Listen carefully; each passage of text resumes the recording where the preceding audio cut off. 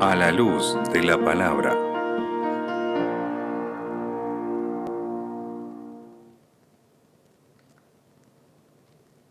¿Qué estás esperando con ansias? A veces me pongo a pensar, ¿será que Dios me escucha? ¿Será que cuando yo oro o cuando le hablo, Él está ocupado en algo más importante? O también he pensado, eh, ¿será que estoy haciendo algo mal y por eso Dios no me contesta? ¿Por qué tengo que esperar tanto cuando estoy sufriendo?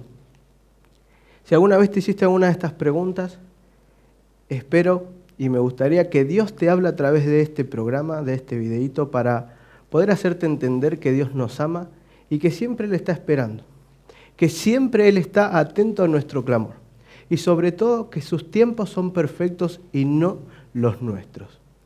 Como siempre te digo, muchas gracias por acompañarnos en un nuevo programa.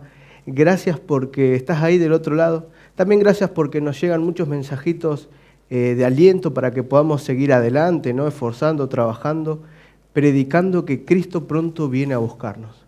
Pero para poder lograr esa meta necesitamos de tu ayuda. Vos que estás ahí del otro lado, nos gustaría como Ministerio Perspectiva Siglo XXI, que compartas los programas que te gustan, que des a conocer a los demás que hay un Dios de maravillas, que quizás Dios no es el Dios que le enseñaron y que solamente lo vamos a encontrar reflejado en el estudio de su palabra. Y por eso en este momento vamos a estudiar la Biblia.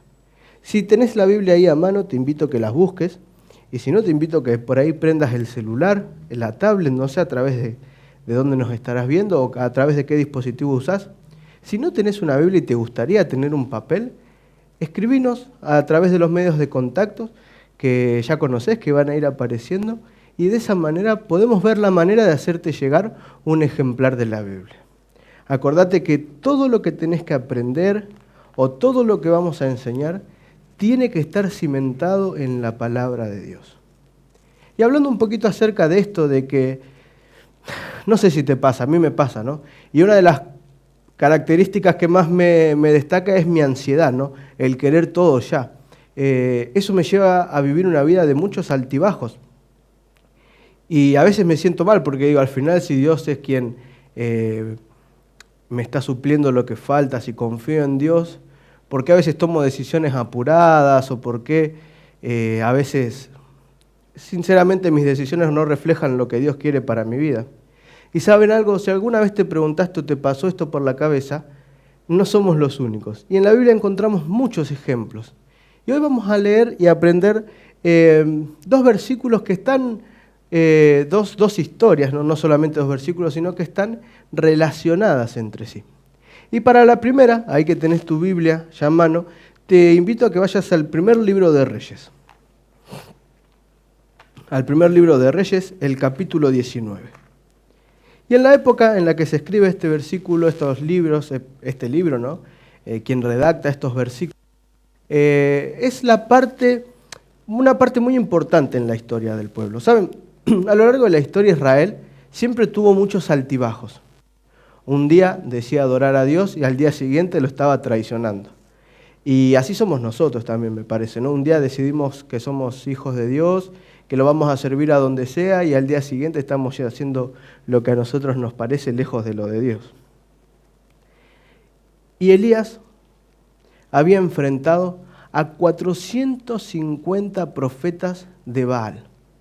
450 hombres y mujeres, personas, que adoraban al Dios incorrecto. Y ahí ya estaba en el Monte Carmelo, enfrentándose él solo contra 450 profetas. Uno contra 450, podríamos decir, media en desventaja estaba Elías, ¿no? Pero sin embargo, este uno solo, este Elías, no luchaba solo. Estos 450, si bien tenían entre compañeros a ellos mismos, nadie más lo acompañaba. Elías peleaba con el Rey de Reyes, con el Señor de Señores. Y te quiero decir, mi querido amigo, mi querida amiga, que cuando vos peleás al lado del Rey de Reyes, del Señor de Señores, es imposible que pierdas una batalla. Dios nos diseñó para que, tomados de su mano, podamos vencer hasta la guerra más difícil que puede ser. Y ahora sí vamos a leer el versículo 1, dice, del capítulo 19 de Primera de Reyes. Acab dijo a Jezabel, la nueva, de todo lo que Elías había hecho y de cómo había matado a espada a todos los profetas. Entonces envió Jezabel a Elías un mensajero diciendo, así me hagan los dioses y aún me añadan, si mañana a estas horas yo no he puesto tu persona como la de uno de ellos. Y acá encontramos a Elías recibiendo una amenaza de muerte. Media mafiosa la amenaza, ¿no? Si para mañana a esta hora no moriste, me maten a mí los dioses. Fíjense que Elías tranquilamente pudo haber dicho, ¿y esta quién se cree que es? Si pude vencer a 450 profetas, ¿no voy a poder vencer a uno solo? Fíjense que Elías había obtenido una de las mayores victorias en la historia del pueblo de Israel. Y no nos olvidemos algo, Las victorias y las derrotas, las guerras, no eran solamente de personas contra personas. Tenemos que tener en cuenta que detrás del gran telón está el gran conflicto. Hay una lucha de intereses entre las potestades del bien y las potestades del mal, entre Cristo y Satanás. Este conflicto se da a lo largo de la historia y en el mundo. Y a la luz de ese conflicto es como tenemos que analizar esto. El pueblo de Israel estaba dejándose llevar por aquellas dioses y costumbres paganas. Y Elías venía a reprender de parte de Dios. Elías venía a amonestar a un pueblo alejado que vuelva a retomar el camino que Dios quería para cada uno de ellos. Y yo me imagínense ustedes, después de esta gran victoria, Elías habrá creído que ahora se podía llevar el mundo por delante sin problema. Pero ¿sabes qué? No fue así. Y fíjense, en el versículo 3 dice, viendo pues el peligro, se levantó y se fue para salvar su vida. Y vino a Beerseba, que está en Judá, y dejó allí a su criado. Y él se fue por el desierto un día de camino. Y vino y se sentó debajo de un enebro, y deseando morirse dijo, basta ya, oh Jehová, quítame la vida, pues no soy yo mejor que mis padres. Después de esta gran victoria, Elías cae en una gran depresión. Y saben, estos mismos altibajos que tiene Elías son los que vos y yo tenemos. Cuando nosotros empezamos a actuar y nos dejamos guiar por nuestras propias fuerzas, nuestras vidas empiezan a tener altibajos que a veces ni nosotros nos damos cuenta. Hoy podemos estar en la cima de la montaña, en la cima del monte, pero mañana en lo más profundo del valle. El único que nos puede dar una estabilidad emocional es Dios. Cuando nosotros dejamos que sean estos sentimientos los que nos rijan, ¿saben? La vida se hace más complicada. Porque si nosotros nos dejamos guiar por lo que sentimos, vamos a tomar generalmente decisiones apuradas. Como hijos de Dios, somos llamados a tener una vida de paciencia, pero no una paciencia de decir, bueno, no importa, yo espero. La paciencia no es solamente decir, bueno, cuando vas a hacer un trámite, por ejemplo, vas al banco y tenés que hacer algún trámite de lo que sea, sacás el numerito y te sentás en el asiento y esperás a que llamen tu número. O si vas a hacer alguna otra cosa, tenés que hacer una fila y tenés 20 personas y pararte y esperar a que te atiendan. Esa no es la clase de paciencia únicamente que necesitamos. La paciencia tiene que ser y viene con esperar en las promesas y en el camino que Dios tiene preparado para vos y para mí. Es no entender lo que está pasando. Pero a pesar de que por ahí las circunstancias son adversas, como la de Elías que estaba viviendo, él estaba seguro que Dios lo estaba guiando. Sin embargo, Elías pasó de ser un gran guerrero victorioso al peor siervo esclavo hasta de sus propios sentimientos. Entonces dice el versículo 5, y echándose del enebro se quedó dormido. He aquí, luego un ángel le tocó y le dijo, levántate y come. Entonces él miró, y he aquí que en su cabecera una torta cocida sobre las ascuas y una vasija de agua, y comió y bebió, y volvió a dormirse. Entonces en el versículo 7 dice, y volviéndose el ángel de Jehová, la segunda vez le tocó diciendo, levántate y come, porque largo es el camino que te resta. Entonces en el versículo 8 dice, se levantó pues, y comió y bebió, y se fortaleció con aquella comida, y caminó 40 días y 40 noches hasta Horeb, el monte de Dios. Saben, en aquel entonces la ciudad estaba dividida en dos partes. Israel, a través de la historia, que no es para hoy, pero más o menos para explicarles, luego de Salomón se divide el reino en dos pueblos. El reino del norte, ¿sí?, que era Israel, y el reino del sur, que era Judá. Donde pasa esto es en el reino del sur, en Judá. Berseba era una de las ciudades más al sur que había. Y hacia donde él va, el monte Sinaí, él estaba al norte completamente. En otras palabras, Elías empieza a caminar y empieza a realizar un camino totalmente en contra de lo que Dios le había dicho. Dios no le había pedido esto. Y él va y llega, ¿y hasta dónde va? Hasta el monte Sinaí. El monte Horeb, dice. El monte Horeb es el mismo lugar donde Dios le dio a Moisés las tablas de los 10 mandamientos. El monte Sinaí es el mismo lugar donde Moisés tuvo una relación personal con el Señor. Y ahora, años después, se repetía la historia. Fíjense, Moisés estuvo 40 años en el desierto, el pueblo estuvo 40 años en el desierto. En el diluvio llovieron durante 40 días y 40 noches. Jesús estuvo ayunando en el desierto durante 40 días. Y acá, ahora Elías comenta que estuvo caminando 40 días y 40 noches en el versículo 8. Y Elías pasó de ser una de las personas más prestigiosas a ser el más desprestigiado. Y Dios tranquilamente le podría haber dicho a Elías, bueno, que se maneje, yo ya le mostré todo lo que podía hacer y decide irse a una cueva. Pero sin embargo, mi querido amigo, te quiero decir y quiero insistirte en algo. No importa cuánto te quieras alejar de Dios, no hay camino que te indique el GPS en el que Dios no te pueda encontrar. No hay lugar tan profundo ni alejado de Dios como que Él no pueda venir en tu socorro. Y así pasó, porque Elías fue alimentado, le dio bebida. Entonces dice que en el versículo 9 ahora del capítulo 19, y allí se metió en una cueva, donde pasó la noche, y vino a él palabra de Jehová, el cual le dijo, ¿qué haces acá, Elías? ¿En qué momento te mandé a que vengas acá? ¿Saben? Cuando nosotros tomamos decisiones apresuradas, sin tener paciencia en el plan de Dios, generalmente erramos. Es muy fácil cuando nos dejamos guiar por los sentimientos y nos apresuramos al tomar las decisiones, apartarnos del plan que Dios tiene para cada uno de nosotros. En otras palabras, ¿quién te mandó a meterte ahí, Elías?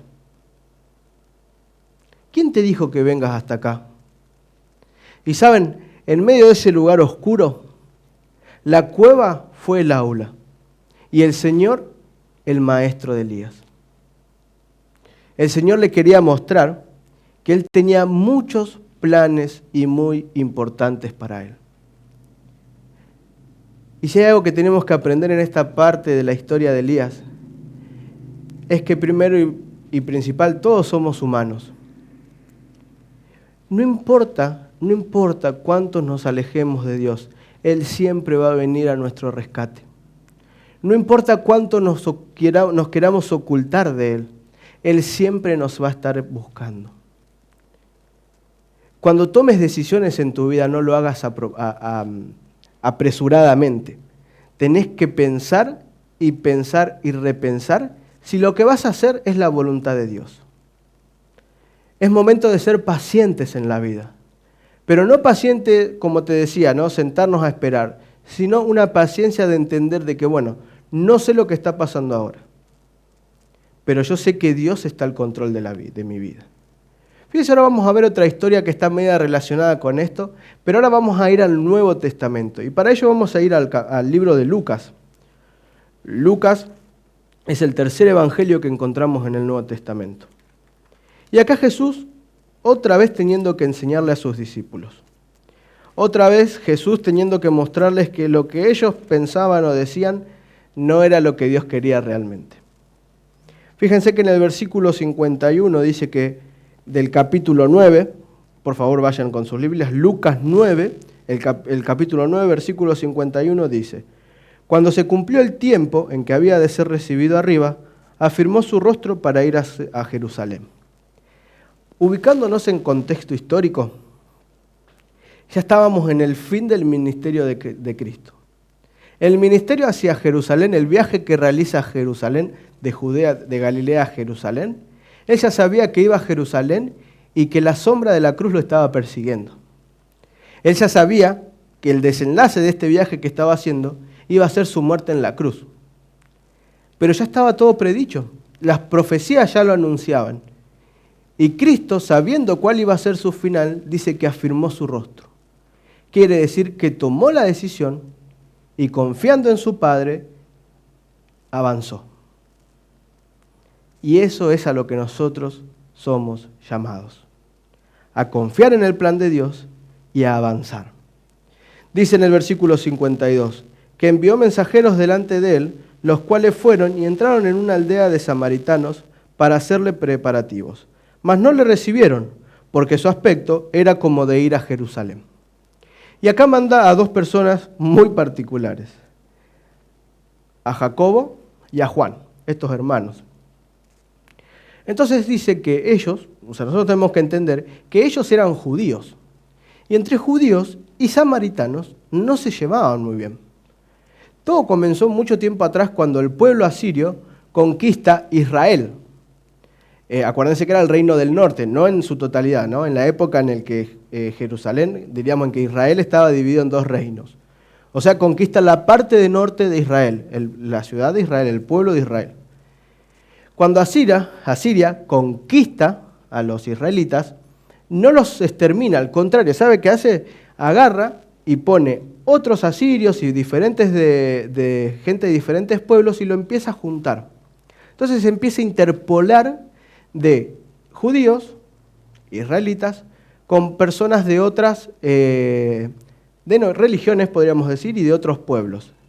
Entonces se empieza a mezclar lo que era el culto a Dios. Y empieza a ser una especie de medio híbrido, no era tan puro, podríamos decir. Entonces, aquellos israelitas del sur, aquellos judíos, consideraban a los samaritanos como peor que a los perros en aquel entonces. Había un odio tremendo entre estos dos pueblos. Tiempo después, inclusive, después de la deportación de Babilonia hacia Jerusalén, eso ustedes lo pueden leer en el libro de Esdras y Nehemías, cuando el pueblo de Israel vuelve para querer construir el templo de nuevo y reconstruir y volver a su ciudad, los samaritanos son uno de los que le imponen más resistencia, acusándolos de que estaban planeando rebelarse contra el rey y un montón de cosas. Eso ustedes lo pueden leer en el libro de Esdras y Nehemías, les vuelvo a repetir. Y ahí se asienta cada vez más este rencor. Era el mismo pueblo, el padre era el mismo, pero a través de la vida, a través de las diferentes circunstancias, se fueron separando. Y ahí estaba Jesús yendo hacia Samaria, un judío yendo hacia Samaria. Podríamos decir que 2 años atrás se refería a Jesús en el mismo camino encontrándose con una mujer en el pozo y explicándole el plan de salvación y revelándose por primera vez como el Mesías. Y cuando escucharon esto, el problema no era con Jesús, el problema era con su raza, porque dice que se dieron cuenta que su aspecto era como de ir a Jerusalén. En otras palabras, los samaritanos entendían y ellos interpretaban que estaban como insultando a su clase de culto, a cómo ellos actuaban. Entonces dice que viendo esto, sus discípulos, en el versículo 54, Jacobo y Juan dijeron: Señor, ¿quieres que mandemos que descienda fuego del cielo como lo hizo Elías y los consuma? Jacobo y Juan. ¿Saben cómo los habían apodado? Los hijos del trueno. Ellos se enojaban muy fácilmente. Y se encontraban en una región cerca del Monte Carmelo. Esa historia que cuando empezamos les contaba acerca de los profetas que fueron asesinados por Elías. Y ellos pensando materialmente, diríamos físicamente y humanamente, ¿no? Señor, si no te reciben, los quemamos fuego, los prendemos fuego. Quizás hubiese sido. Humanamente nosotros tendemos a pensar así también. Que se mate, que se prenda fuego. Cuando nunca es la voluntad de Dios que pase eso con el otro. Muchas veces nosotros también actuamos impulsivamente ante nuestras propias decisiones que tomamos. A veces ¿no te pasa que le pedís a Dios y sentís que Él no te escucha? Y en vez de abrir más los oídos para ver cuál es la clase de respuesta que Él te quiere dar, ¿te enojás, te rebelás y te alejás de Dios? No te olvides que Dios necesita un pueblo con gente que sea paciente en el Señor. Entender que el tiempo de Dios es perfecto, no el nuestro. Y dice, entonces volviéndose, en el versículo 55, Él los reprendió diciendo, vosotros no sabéis de qué espíritu sois. O servimos a Dios o servimos al diablo, no hay un término medio. Porque el Hijo del Hombre no ha venido a perder las almas de los hombres, sino para salvarlas. Y entonces se fueron a otra aldea. En otras palabras, no respetaron el proceso y el tiempo que llevaba y le lleva a una persona la salvación. Muchas veces queremos dar a conocer que Cristo viene. Y las personas no todas reciben el mensaje igual. Tenemos que ser pacientes en el Señor, no solo con nuestra vida, sino también cuando trabajamos para el Señor. Dios quiere que tengamos ese celo por la predicación, pero tenemos que entender que nosotros no somos llamados a convertir a las personas, eso es obra del Espíritu Santo. Mi querido amigo, vos sos llamado a sembrar. Sembrar significa compartir el mensaje, dar a conocer que Cristo viene pronto. Cuando nosotros dejamos y actuamos por impulso, muchas veces entorpecemos los planes que Dios tiene para nosotros. Tenemos que ser pacientes. Tenemos que desarrollar la paciencia, que es uno de los dones más importantes que tenemos que tener. Es uno de los dones del Espíritu Santo que nos da. Tenemos que entender de que las decisiones no se toman a la apurada. Pero para entender cuál es el plan de Dios, es necesario abrir bien los oídos. ¿Y qué te parece si en este momento nos tomamos un pequeño paréntesis para compartir un momento de reflexión? Te invitamos a compartir un momento de reflexión.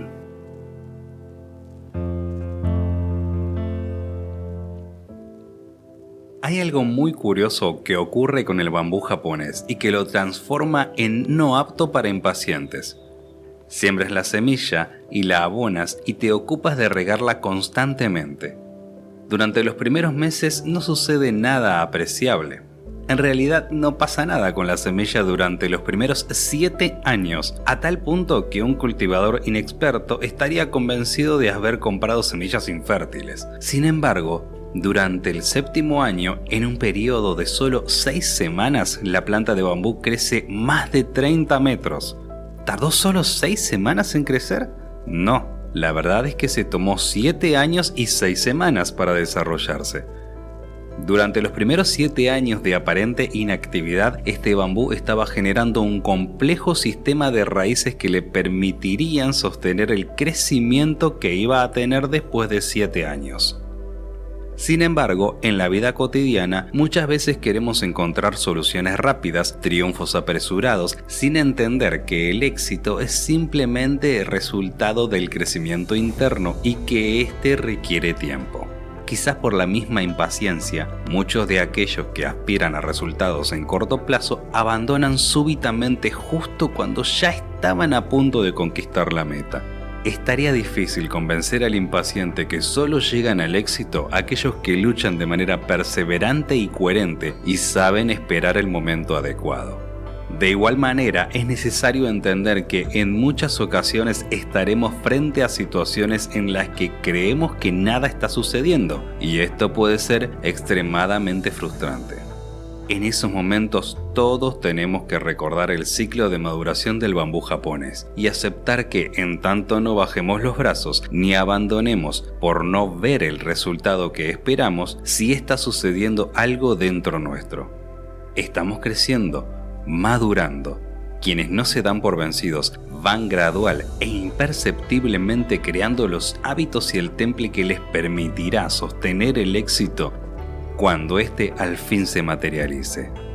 El triunfo no es más que un proceso que lleva tiempo y dedicación, un proceso que exige aprender nuevos hábitos y nos obliga a descartar otros, un proceso que exige cambios, acción y formidables dotes de paciencia.